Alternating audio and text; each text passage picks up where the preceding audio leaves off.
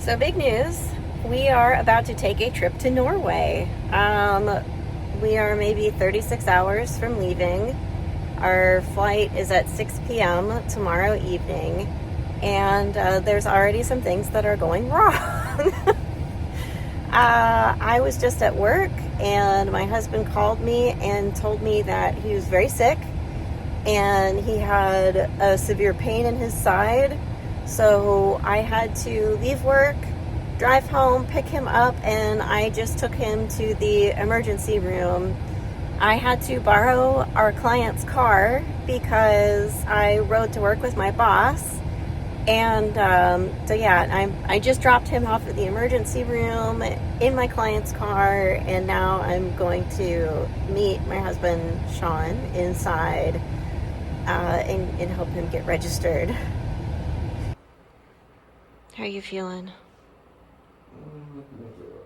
Mm.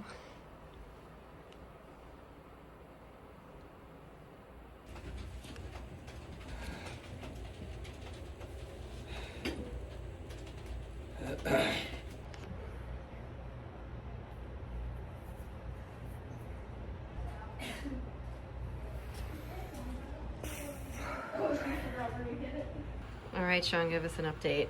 How are you doing? So it's March 4th. We leave for Norway tomorrow at 6 p.m. It's currently like 9 o'clock in the morning on the 4th. And pretty sure I have a kidney stone. But luckily we made it to the ER. And they gave me some Zofran, some Toradol.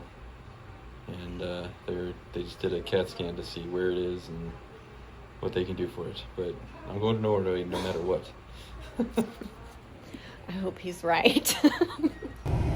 All right, Sean is resting comfortably. He said he was good with me taking our client's car back, and my boss pretty well has the cabinets situated. Oh, I work in construction, by the way, and we're doing a kitchen remodel. And I rode with my boss this morning. So our clients, Sherry and Jerry, very graciously and thoughtfully let me borrow their car.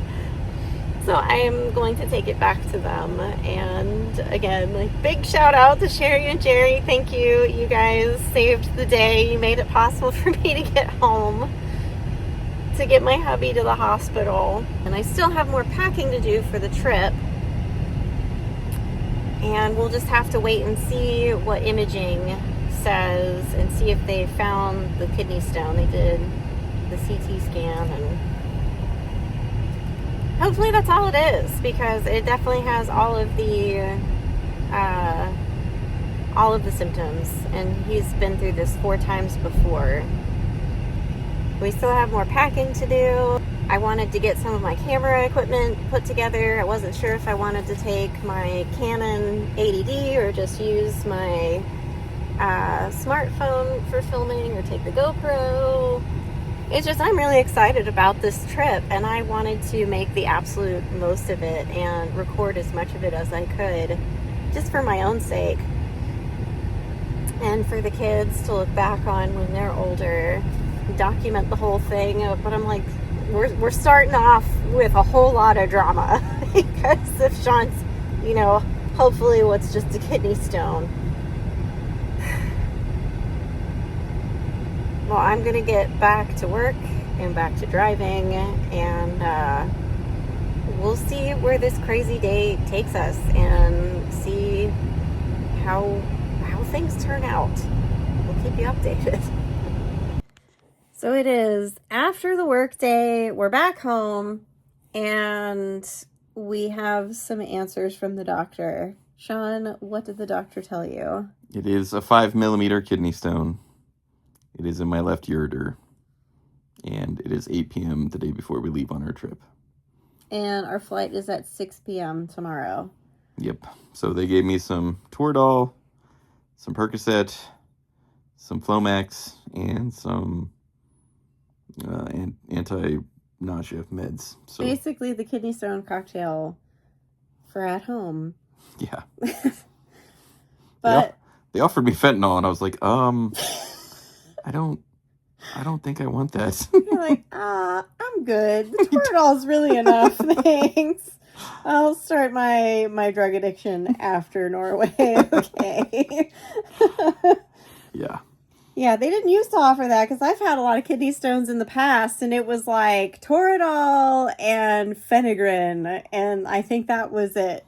Yeah, I mean, you could tell how hardcore that stuff is because the nurse like is getting the blood pressure cuff and like getting ready to like monitor me, and I'm like, I'm good. Yeah, like I'm no, thanks, but no, I'll pass. Yeah.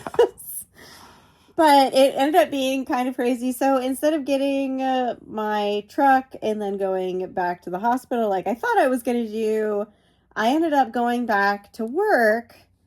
And what our client Jerry, I ended up driving Sean back home. This is one of those small town blessing moments where I was confused because I didn't know what to do because I didn't want Sherry and Jerry to be without a functioning kitchen all weekend. And I didn't want, well, I mean, it's only, I guess it's realistically only Wednesday. But I just was thinking like, oh my God, I don't want them to be without a kitchen for like another day. And then Jerry was nice enough to drive me back to the parking lot in the car that they let me borrow. And then Jerry was like, well, I'll help you out. I'll just drive him home. Yeah. And I was like, are you sure? And he was like, yeah, that's totally fine. So I did try to catch an Uber, but those don't exist in Petersburg. Yeah, because at first I asked him, I'm like, well, do you need me to come get you with the truck? Or do you meet you at the truck or whatever so I can take you home? And he was like, no, I've got an Uber. It's okay. But of course, this was after he walked from the hospital to the drugstore that's in the middle of town. So we're talking a mile. It's probably a mile Mm, from where the hospital is up the road. maybe. Yeah, it's probably a mile. So he went through all of this kidney stone nonsense and then walked at least a mile through town and then probably another like quarter of a mile to the parking lot where I parked my truck in the morning. Well, I needed to make sure that I was actually okay with the meds they gave me. So what better than a mile walk? And there was rocks in my shoe, so it was uncomfortable.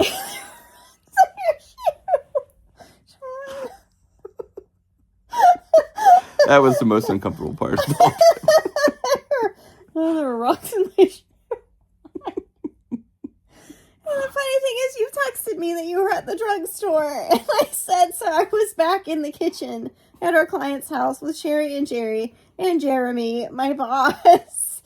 And I was like, he said he walked to the drugstore, and they're like, no, he must mean the pharmacy that's in the hospital. And I was like, well, he said Judy's drugstore, and he's like, no. Everybody was like, no. And then Jeremy who knows you, was like, knowing Sean, he probably did walk to Judy's drugstore. Yep. And you did. Oh my God. And then you walked to the parking lot from there when you found out that Uber in our small West Virginia town is not actually real. In my defense, I was just in Europe, so, you know. I know. Europe spoiled you. You were in Warsaw. Walking.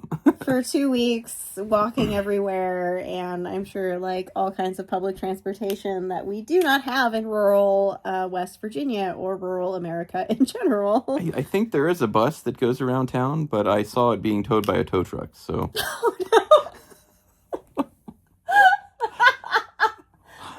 Did you really while you were walking?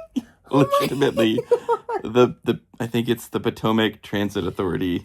Yeah, it is. The bus that I've seen around town. It was. There's a bus stop in the parking lot. It's like right at the next row over from where I normally It was park. legitimate being pulled It was by. being so funny. Oh my God, I'm gonna cry. That's so funny.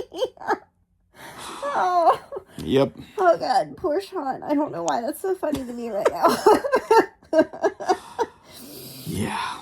Okay, but I did end up finishing the workday, and you felt well enough to get the kids from the bus stop, which is great. And it seemed like at dinner this evening you were not feeling the best. No, I definitely feel run down, but I'll survive. Yeah, so I'm worried about how you're going to do on another European trip after you've literally been home for only a week and a half. Well, you know. Because, like, I knew this would be hard on you anyway. Just, this was 2 weeks in Poland for work. Home for a week and a half. Home for a week and a half, and then immediately going back to Europe, going to Norway, and not just, like, regular, like, Oslo, Norway, but Svalbard, Norway. Which is intense for anybody at any time. Like, we're talking within the Arctic Circle, island archipelago, extremely remote. I don't even know if they have a hospital there. They have to. No babies are born there. They send people to the mainland once they get into their last trimester, so that way they have access to a hospital. Well, I'm gonna bring in a bottle of Motrin, so we'll be all right.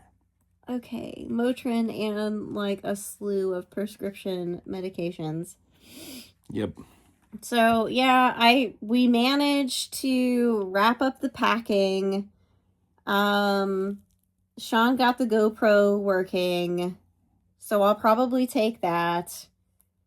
And, I've not been able to find an appropriately sized tripod. Like, I have some really nice tripods, but they're too big to pack. Because everything has to be carry-on European Airlines. Or you pay $150 twice. Yeah. So, I got my suitcase, our daughter's suitcase, and both of our son's suitcases. And I packed mine. And he was a big boy. He packed it all by himself. I hope I got everything. Yeah. It's kind of one of those things where it's like, it's not going to be perfect. Like, we will have forgotten something. But it's probably cheaper to just buy it. Yeah. But, so, it's the end of the day, and we're probably going to go to bed here shortly, but we just want to wrap up the day. And, yeah, so it's a little rough. We're having a rough start. Everything's great. Hi, Remy. All right. So, good night, and we'll see you tomorrow after many hours of flying on an airplane. Our first flight is from DC to Frankfurt, and then we're in Frankfurt for 3.5 hours on a layover, and then we fly from Frankfurt to Oslo, and we have rented a nice little house that's close to the airport there that we're going to spend the night in. So, fingers crossed, if all goes well, we will be able to post another video and update everybody on how flying internationally with 3 kids for the first time goes. And a kidney stone. And a kidney stone. Oh my God. Okay, so bye guys. See you tomorrow. Bye.